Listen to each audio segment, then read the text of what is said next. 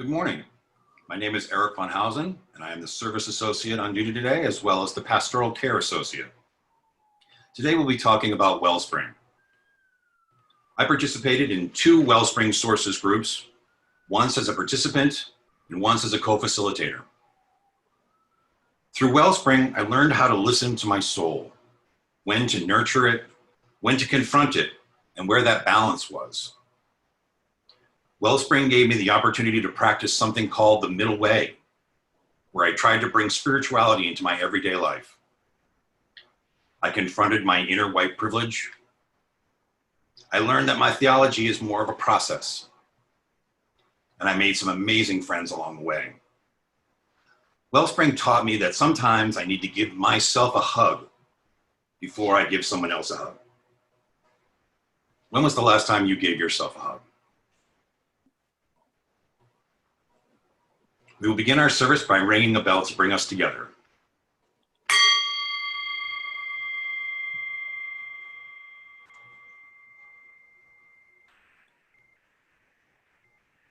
Now for a call to celebration by Sharon Babla.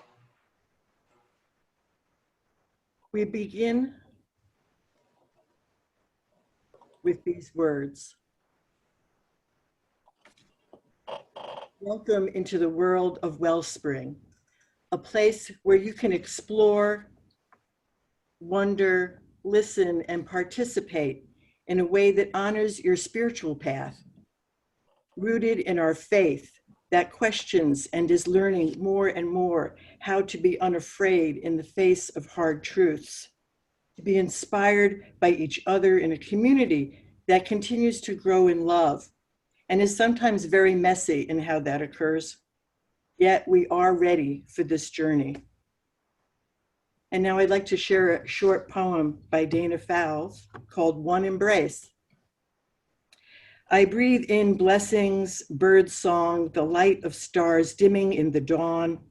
I breathe in mystery and mountain streams, equanimity, and the audacity to live boldly, freely, willingly, in the service to the whole. My open hands rest lightly on my knees. They vibrate with energy, fill with possibility and grace. I breathe out judgment, expectations, doubt, and everything that handcuffs me and holds me back. Breath completes the circle of ebb and flow, highs and lows, form and formless, joined in one embrace.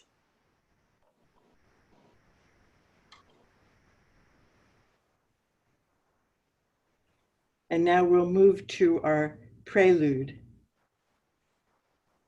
Our prelude is a piece, an original composition by Bill Flanagan called Chapelside. Good morning. I'm Bill Flanagan. I am a member of the Schenectady UU congregation, and this year I was an exchange student in the Albany UU Wellspring Sacred Arts program. I'm really happy that the group agreed to adopt me. I very much enjoyed the Sacred Arts program, both for the small group experience as well as the opportunity to more deeply explore the connection between creativity and spirituality. I think Sacred Arts is a great program for this, not just for artists or musicians or crafters, but for anybody that enjoys seeing art or listening to music, watching a dance performance, or reading poetry. It's about deepening our spiritual appreciation for all forms of creativity. My spiritual connection with creativity happens to be through music. Carl Polnack, pianist and dean of music at Ithaca College, offered a welcoming address to incoming freshmen when he was director of the music division at Boston Conservatory. He began, "The Greeks said that music and astronomy were 2 sides of the same coin. Astronomy was seen as the study of relationships between observable, permanent, external objects, and music was seen as the study of relationships between invisible, internal, hidden objects. Music has a way of finding the big, invisible, moving pieces inside our hearts and souls and helping us figure out the position of things inside us." Wise words. I have directly experienced this within myself and in others. I read once that as a performing musician, you should always assume that there is at least one person in the audience that truly needs to hear your music in that moment. It is unlikely that they will come up and share this with you afterwards, especially if they're feeling fragile. But sometimes, every so often, someone will come up to me and say the most amazing and intimate things about how the music affected them emotionally. So when I play in the presence of others, either performing or offering music as part of worship, I always do so in the spirit of prayer, sending healing thoughts to whoever might need to receive them. This is my form of prayer. This is how I seek peace within myself and how I seek to give peace to others.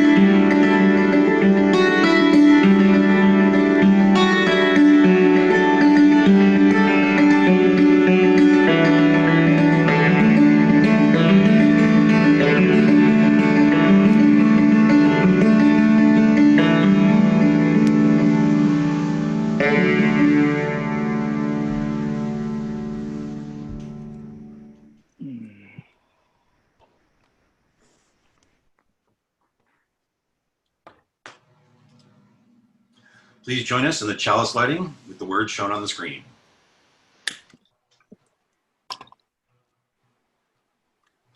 Welcoming all free seekers of truth and meaning, we gather to excite the human spirit, to inspire growth and development, to respond morally and ethically to a troubled world. Whatever.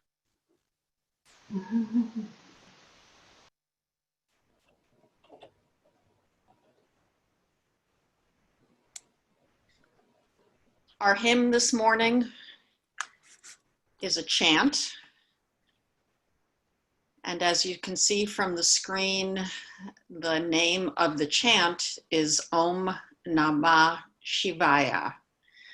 This chant is an homage to the Hindu god Shiva. And the purpose of the chant is to heal you, to temper your ego, and to mitigate worry from your overburdened mind.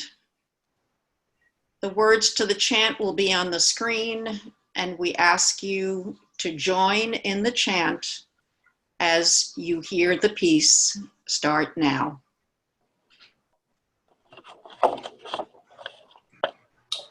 We enjoy welcoming guests and visitors to our service. If you are a guest or a visitor and would like to tell us who you are and where you're from, you can click on the blue raised hand symbol in the participant window. Our technician will unmute you and invite you to speak. You may also, or instead, click on the visitor link and you'll find now in the chat window.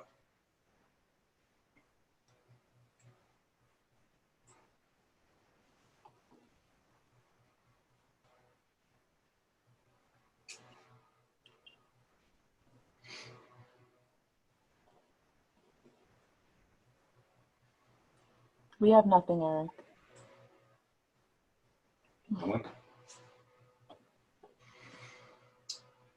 Well, thank you and welcome. If you'd like to learn more about our congregation or Unitarian Universalism, you can find in the participant window someone with membership before their name. You can reach out to that person in the chat window now or after the service. You can also at any time connect to the visitor link or get more information about our congregation from our website, albanyuu.org. We welcome the chance to greet one another. In our Zoom format, this is done through virtual breakout rooms. You can say hello, share your name. This will last about 90 seconds, and then we'll come back together. So if you'd like to go to that breakout group, just press the accept button on your screen.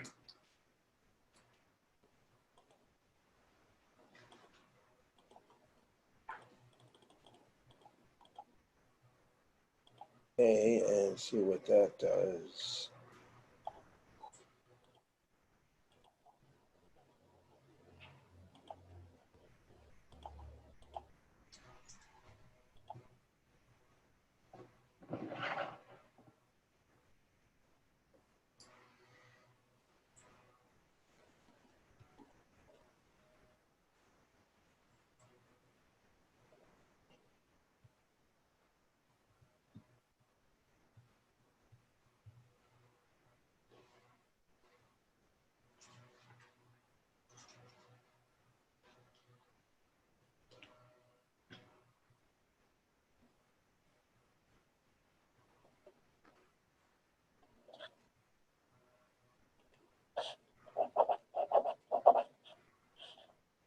For those of us who are left here, you can unmute yourselves and we can chat here if you'd like. Okay. Great job, Sapphire, so far. Thanks. You're a better woman than I am. Sapphire, our administrative assistant, is filling in the role of Chris Jensen, who's usually our multimedia technician for our Sunday mornings. So Sapphire's filling that role today.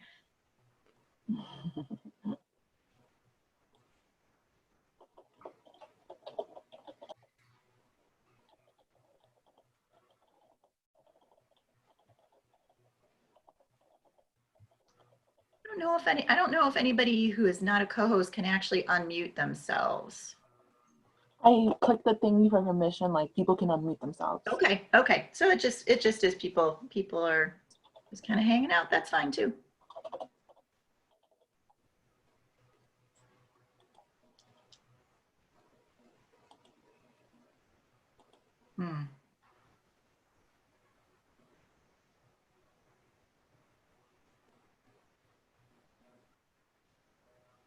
I should have found a cobra necklace to wear through this. I could be more authoritative with a cobra necklace, you know?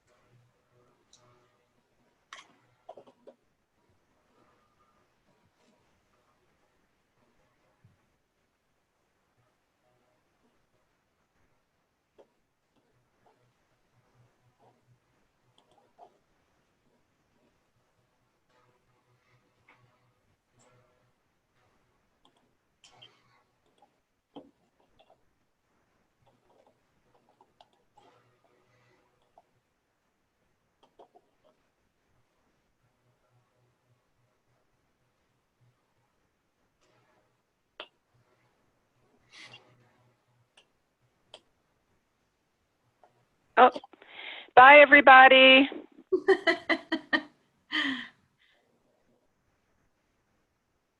And this is the time set aside in our service for sharing significant personal milestones in our lives. If we were in Community Hall, you would be invited to come forward and move a stone. If you'd like to share your joy or sorrow with us, there are still several ways you can do that.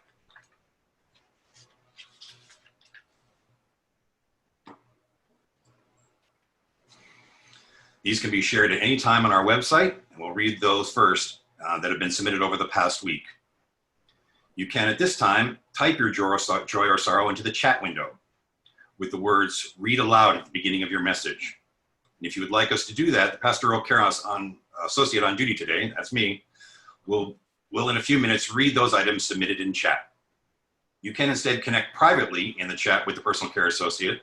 Look for them in the participant window, the PCA before their name. Or another option is you can click the blue raise hand symbol in the participant window, and our technician will unmute you and invite you to share your joy or sorrow.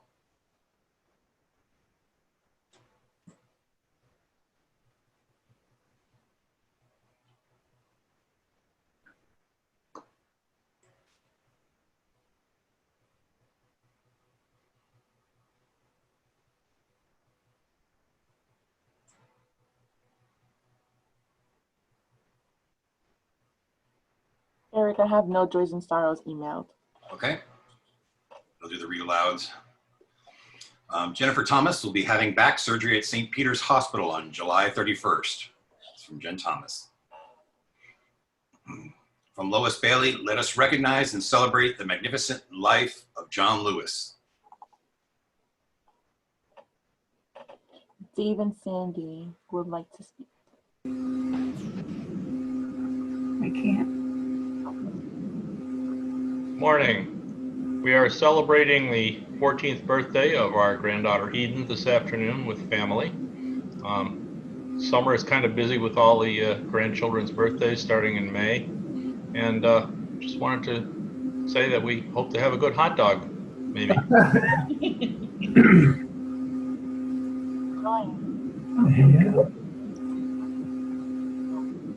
Tanya Hotalin. Well, I have two sad things.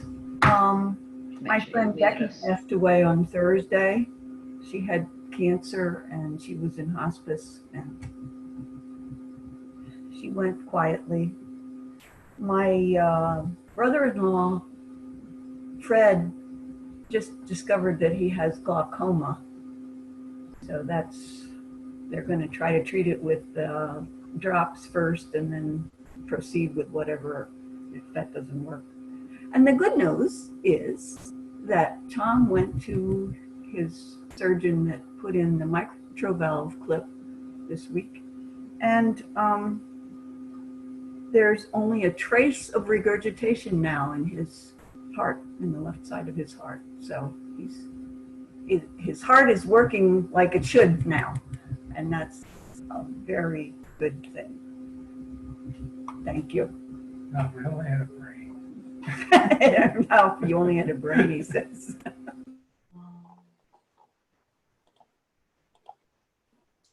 One last one from Betsy W. My college roommate will be visiting me for about a week. She's moving up from New York City to Albany, Troy, we think. If anyone knows of a reasonable 1 to 2 bedroom apartment, let me know. Thank you.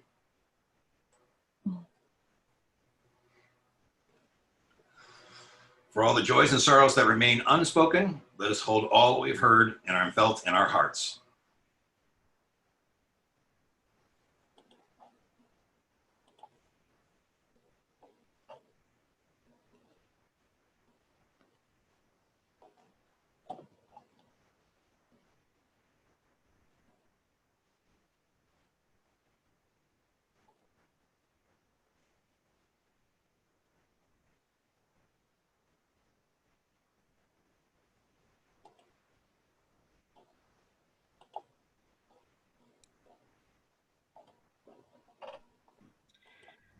So one of the things that we looked at this year in Wellspring Sacred Arts was the beauty of gardens and nature and how we can connect to that as a spiritual practice and a place to rest. So we're going to be watching a video of some beautiful Japanese gardens with some music in the background. And I just invite you to relax into wherever you are and use this as a visual meditation and also listening to the music.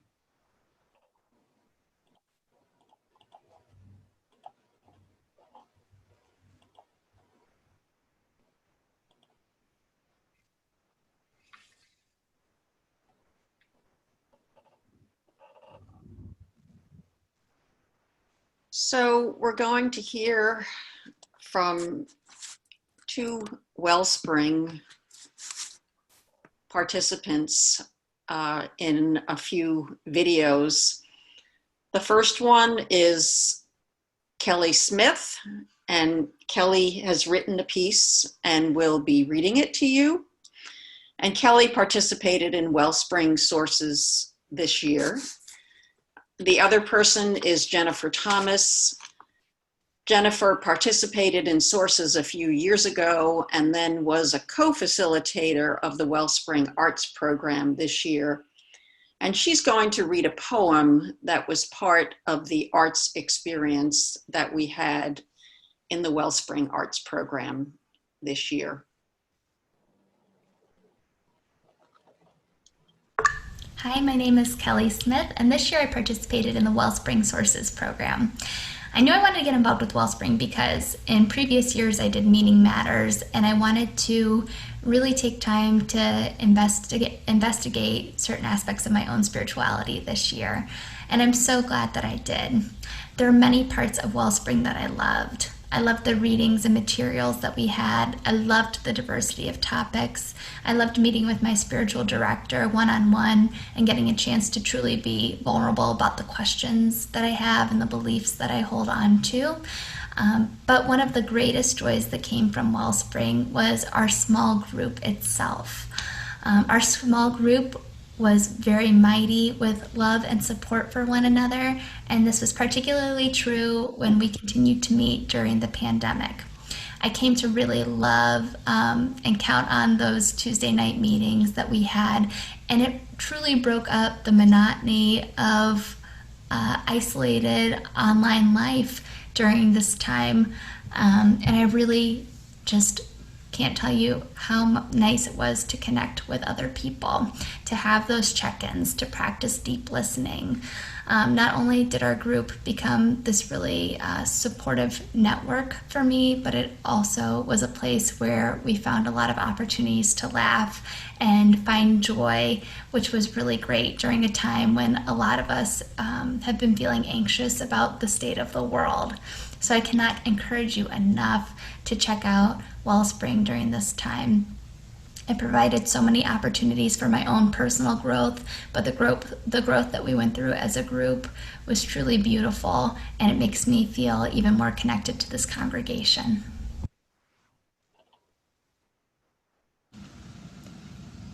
Good morning. I'm Jennifer Thomas, and I have been a Wellspring facilitator this year for the Sacred Arts Program. This morning I have a poem for you by the Poet Laureate of Los Angeles, Amanda Gorman. Amanda Gorman writes this poem as a love letter to women of color. The title of the poem is At the Age of 18, Ode to Girls of Color.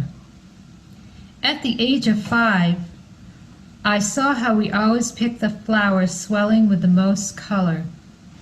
The color distinguishes it from the rest and tells us this flower should not be left behind. But this does not always happen in the case of colored girls. Our color makes hands pull back, and we left to grow alone, stretching our petals to a dry sun.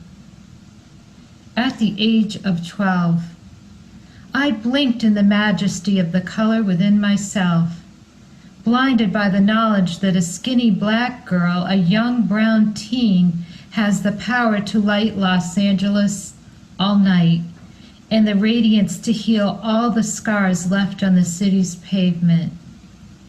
Why had this realization taken so long when color pulses in all that is beauty and painting and human? You see, long ago they told me that snakes and spiders have spots and vibrant bodies if they are poisonous. In other words, being of color meant danger, warning, do not touch.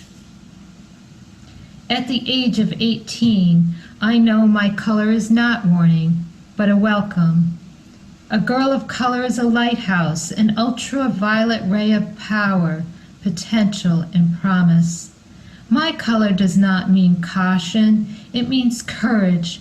My dark does not mean danger, it means daring. My brown does not mean broken, it means bold backbone from working twice as hard to get half as far. Being a girl of color means I am key, path, and wonder all in one body. At the age of 18, I am experiencing how black and brown can glow. And glow I will. Glow we will, vibrantly, colorfully, not as a warning, but as a promise that we will set the sky alight with our magic.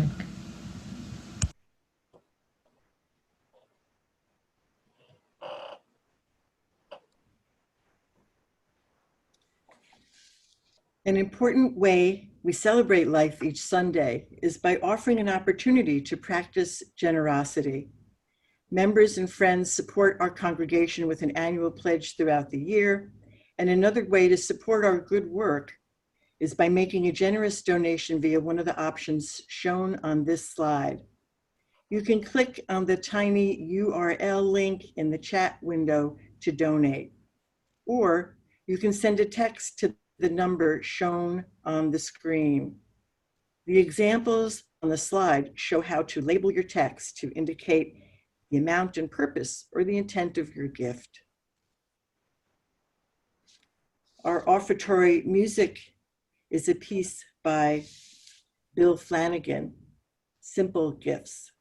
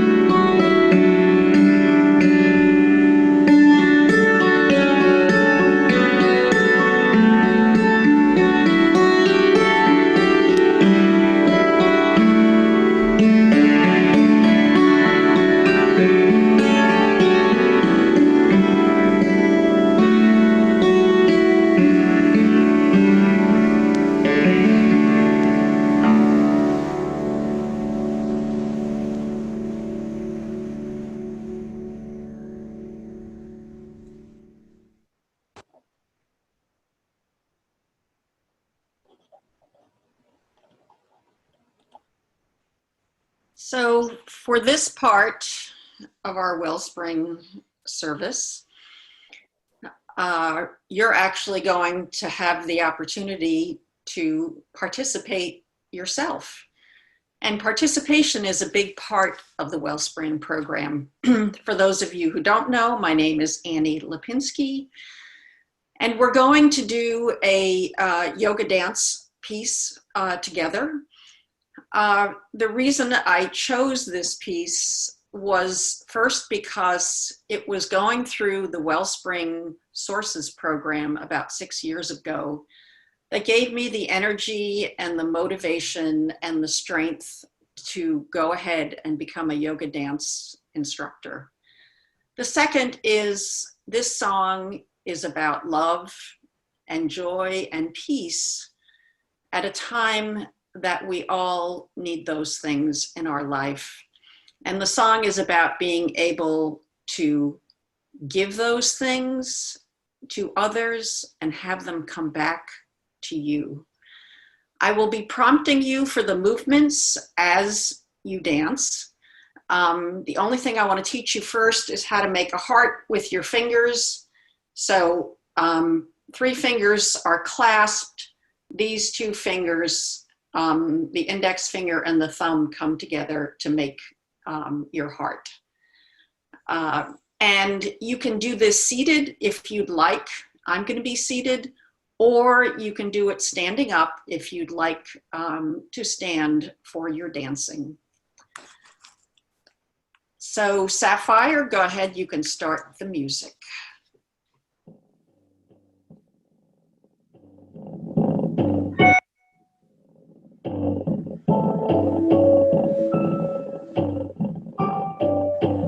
Start by tapping your heels and your toes. Oh, we're going to restart.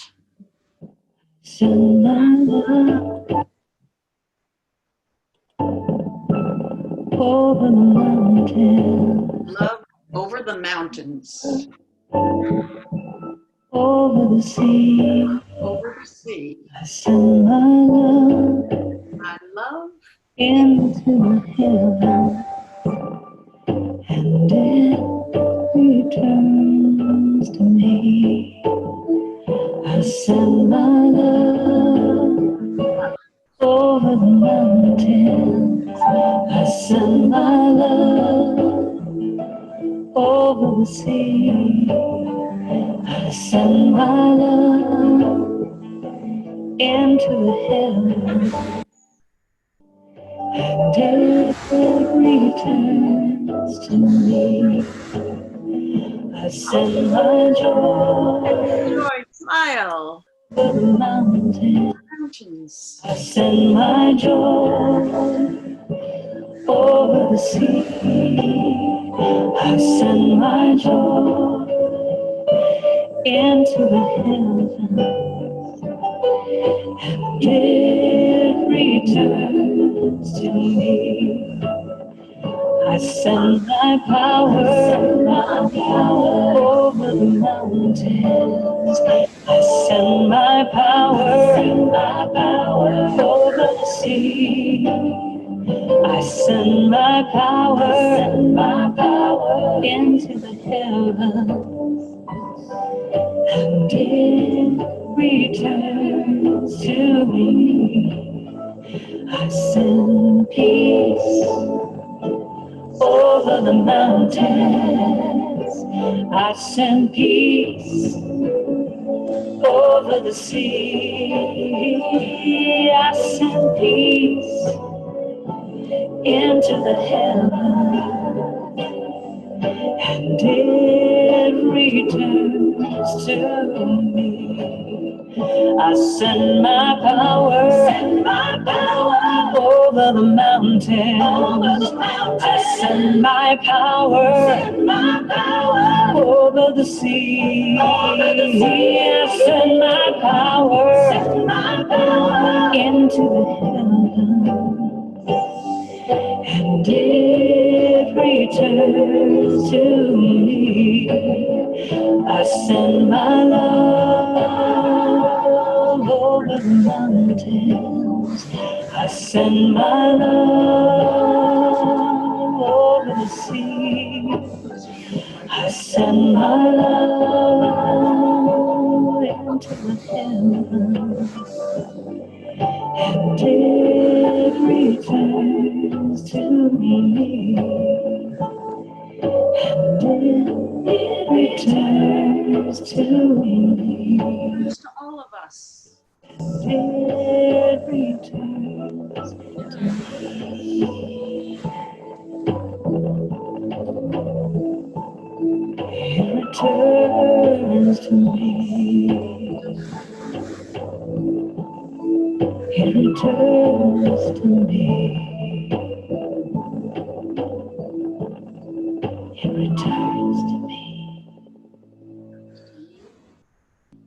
you.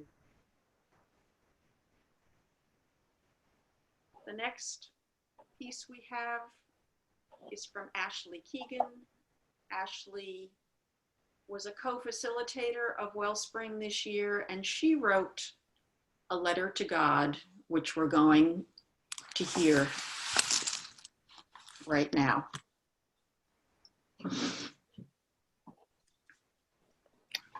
An open letter to God. Dear God, I recently finished my second year of Wellspring at Albany UU. Since I'm still understanding my understanding of you, I'm honestly not sure if you knew that or not. Irregardless of your possible omnipotence, I wanted to share my experience over the last 2 years. The first year was filled with my signature goal-oriented impatience. I desperately told my spiritual director I couldn't wait to complete my goal, to get there. He gently probed, where is there?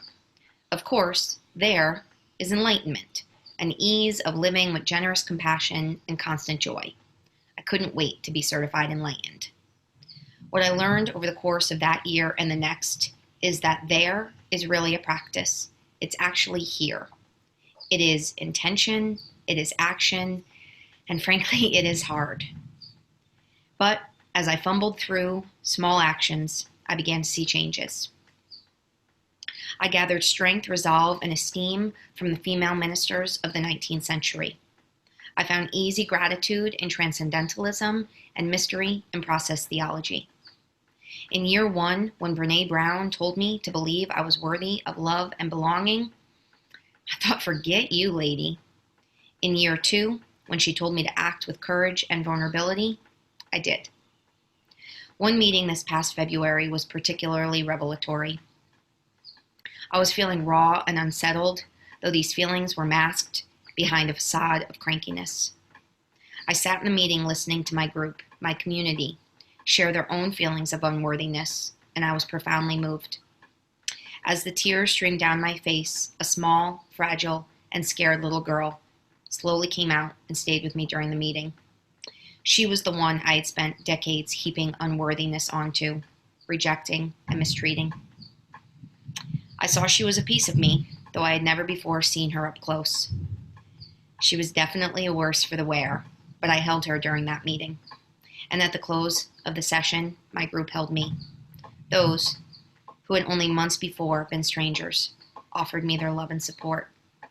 This powerfully affirmed my blossoming belief that I was, in fact, worthy. Slowly, through the community, readings, and reflection Wellspring offered, I began to find and value my own worth. I'm quicker to compassion and forgiveness, both to myself and others. And when I get upset with my own imperfections, I have an easier time understanding that imperfections are kind of the point. While I intended these past 2 years to be an exploration of my relationship with you, God, I found much more. I began to see you in me and me in you. My group this year was filled with various connections to trees. And so I will leave you, God, with what Mary Oliver says the trees call to her. She writes, "It's simple," they say, "and you too have come into the world to do this, to go easy, to be filled with light, and to shine." Love, Ashley.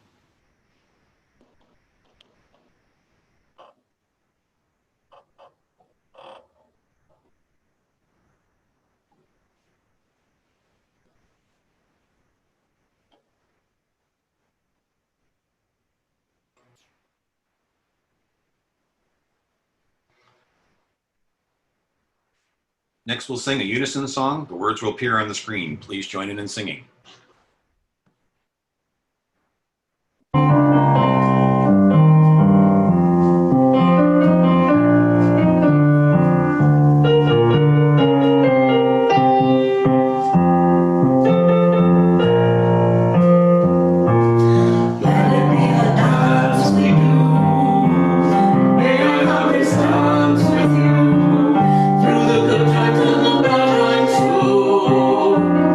Let it be a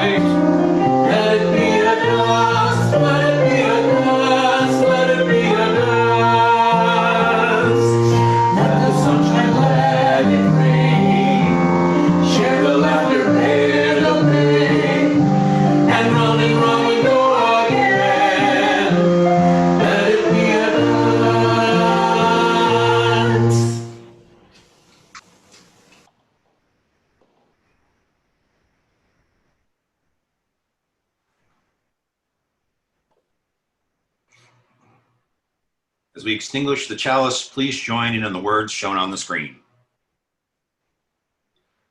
We extinguish this flame, but not the light of truth, the warmth of community, or the fire of commitment.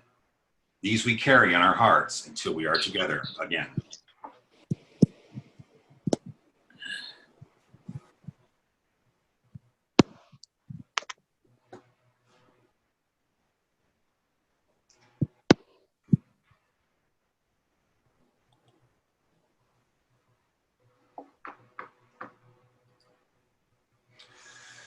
To conclude, I'd like to read to you the poem by Mary Oliver called When I'm Among the Trees. This is the same poem that Ashley quoted at the end of her letter to God.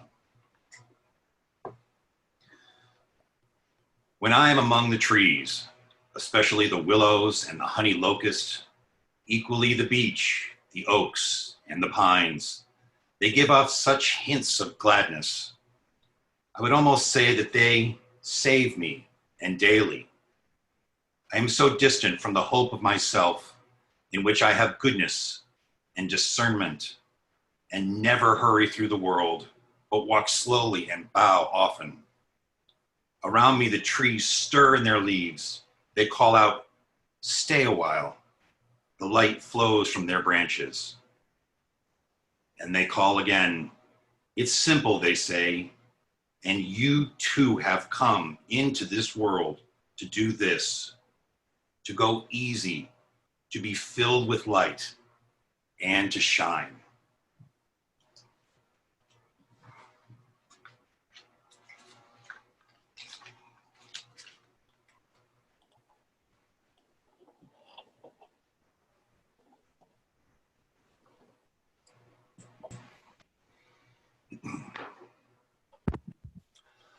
Our thanks today to our ushers, Fred Eames and Kathy Harris, Tammy Hathaway, Don Odell, Pastoral Care Associate, Eric Van Housen, and welcomer Barb Manning. Now to Sharon Babila for announcements.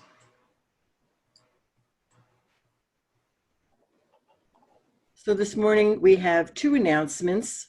One is about Wellspring, of course, that we didn't give you a lot of details. We wanted to offer a sense of what it felt like and how people have grown and developed and their experiences in the Wellspring programs. So we will be posting something in the daily reminders and the weekly windows about how to join in a Wellspring program. It's all going to be on Zoom. You can be from anywhere. And they'll start in September. Also, if you look in the chat, there'll be our email addresses for myself and Ann Lipinski to get in touch with if you're interested or have any questions. And Jay McCracken and I are going to be hosting a couple of sip and chats about Wellspring. One will be Thursday evening at 6:30, and the other will be Friday morning at 10 a.m. And there'll probably be a couple more as the summer goes on. So would love you to join us and welcome yourself into Wellspring. And then we have another announcement from Anne-Marie Haber. Uh-oh. Uh-oh. Uh-oh. Did you not make it here?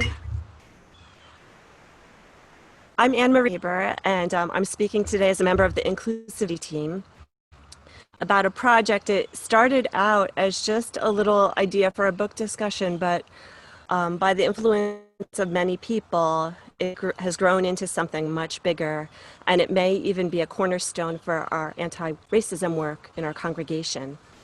The Inclusivity team has engaged Gemma Halfie, who is a social justice teacher at Emma Willard, and we engaged her to facilitate discussions of the book White Fragility, Why It's So Hard for White People to Talk About Racism by Robin DiAngelo.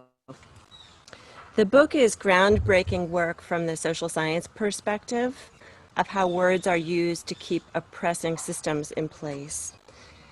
When talking about racism, responses in words have common patterns in our culture. They're learned, and we can all learn new ways to respond in conversations about race. So invitations were extended from the Inclusivity team to 5 groups: the Board of Trustees, the Social Responsibilities Council, the RE Council, Ministries and Operations, and the Inclusivity team. And we now have 30 people who are participating in 2 groups that are meeting 3 to 4 times with Gemma to delve deeply together and grow on this subject. And anyone who is currently in a working group on white fragility, I invite you to raise your hand in the participant list so people can see who you are. So the inclusivity team would like to hold additional sessions in August via Zoom, facilitated by Gemma and open to the whole congregation. There are already 9 people on a waiting list. And if you're interested and would like to be on a waiting list, you can contact Sapphire Correa, who's the administrative assistant at Albany UU, and I'll put her email. UU owns 20 copies of the book White Fragility, and they're in Deborah Vogel's possession, or they're currently being borrowed by the current groups. But you can contact Deborah Vogel to find out about a book to borrow. Also, the Book House in Stuyvesant Plaza has over 50 copies in stock, and Market Block Books in Troy has about 25 copies in stock. I think if you mention the Albany UU discussion groups, you'll get the 20% group discount on the book. Finally, I think it's worth mentioning that Jenna Helfie is not receiving any funds for working with our congregation, but she has requested that donations be made to Capital District Intersectional Feminist Group. They have a Books and Breakfast program that meets in Black centering and Black affirming spaces to share books and breakfast. And if you contact me, I can send you links on how to donate, whether or not you participate in the groups. And that's it from me. Thank you. We had another announcement from Carol Butt. Thank you to all of you who so generously contributed to the Grab and Go community breakfast bags. I thought at one point we were going to have to get bigger bags because they were getting to almost overflow. We had so many people come for the bags that they were chock full with enough for at least 2 meals, if not 3 meals. And thanks to the volunteers who were so helpful in filling the bags. We felt so sad that we couldn't have more interaction with the people that came. And we look forward to when we will be able to do that. Tanya and Tom and Maria and Brad and Marty and I filled the bags. And it was a pleasure to see the people come and enjoy. Sometimes we had to tell them they couldn't rummage through the bag to see what was in it. They had to just take the bag. But there was a lot in the bag. So thank you to everybody who contributed their time and their products. If anybody wants a receipt, please send me the receipt with your name on it, and I will find some money to reimburse you if you would like. Thank you, everybody.